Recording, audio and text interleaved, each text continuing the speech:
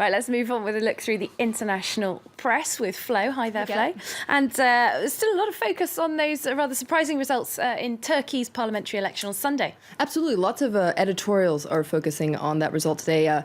Let's start with the New York Times. It says that democracy wins in Turkey, and it focuses on that huge turnout. 86% of Turks cast their ballot. That's a huge turnout, especially compared to countries in Europe.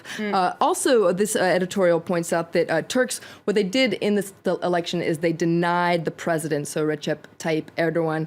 They denied his party, the AKP party, a majority in parliament. And in doing so, they made it clear that they would not allow him to amass even more power. The New York Times points out that the president really turned this election into a referendum on himself, and the result was a resounding rebuke.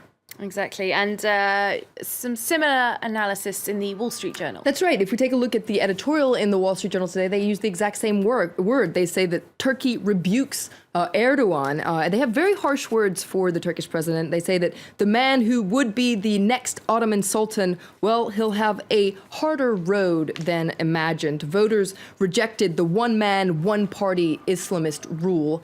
Let's take a look at another editorial, because so many editorials are focusing on the election. This is the editorial of The Independent, the British paper. They talk about Turkish delight. Been waiting for that pun. Exactly, been waiting for that pun forever. Very excited about this result. You can see they say the vote against Erdogan is good news for the country and good news for the world. And an interesting analysis in The Independent, they point out that this was essentially a protest vote against Erdogan, and protest votes can be pretty dangerous. The Independent applauds Turkish voters for not bringing in irresponsible fringe parties, but rather liberal and progressive movements. Well, the focus now is on coalition building, and we're all becoming experts in Turkish politics. Absolutely. We're all becoming experts in counting the number of seats needed. That's what the Turkish press is doing today. This is the front page of Hurriyet Daily News. You can see here they're talking about coalition scenarios. It's a very tricky situation and unclear whether actually a coalition government can be formed. Now, one party that's gained a significant amount of power is the pro-Kurdish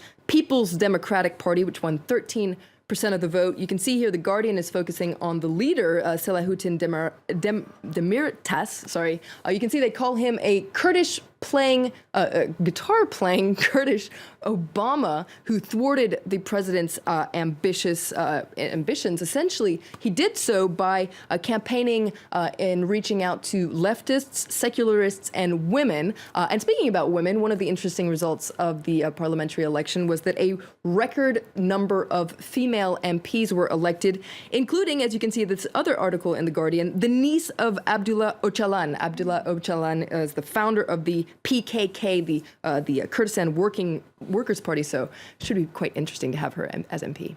Now, sticking with, or going back to the Turkish press, some criticism of President Erdogan, saying he was just all over the place during the campaign. He wasn't even up for election. That's right. It was parliamentary. He spent a lot of time campaigning. In fact, if there's another article in Hurriyet Daily News that points out that he was appearing on Turkish TV channels as often as 3 times a day during the campaign. And since the result, he's been quite quiet. You can see here the headline says that this is quite unusual. Erdogan has been off air for longer than 24 hours. And in fact, they have a ticker that's counting just as how long he's been off air. And I just checked. It was about 1 day and nearly 20 hours. Well, we'll see. Maybe he'll pop up again for us. Let's move on to a bit of a lighter story. A word on FIFA. It's not been a very light story up to now, has it, this corruption scandal?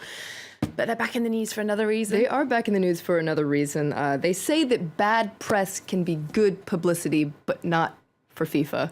FIFA made a film about itself. It's called United Passions. And you can see it has some big stars. You can see Gérard Depardieu there. There's also Tim Roth. Now, it cost... Very respected actors. Very respected actors. Now, it cost FIFA about $25 to $30 million to make. It was released in the U.S. over the weekend, and it bombed at the box office. You can see it here in Slate. It made $607 on Friday and Saturday. There was one Phoenix area theater that reported just a gross sale of $9 That must be over 2 one days. ticket. That must be one guy, exactly. So I was looking for the M over there. I couldn't find no, the M. $607. That's it. So not a very big fans of FIFA, or at least the movie in the I United have to States. say, I'm interested to see it out of pure morbid curiosity now. I saw the trailer and it Couldn't didn't they make me want hold to a see it. release with the corruption scandal? It would make sense. Who knows? Maybe it'll be a hit on DVD. Thanks very much, Flo. Thanks again, Delano. We're going to take a short break now here on Live from Paris. Stay with us.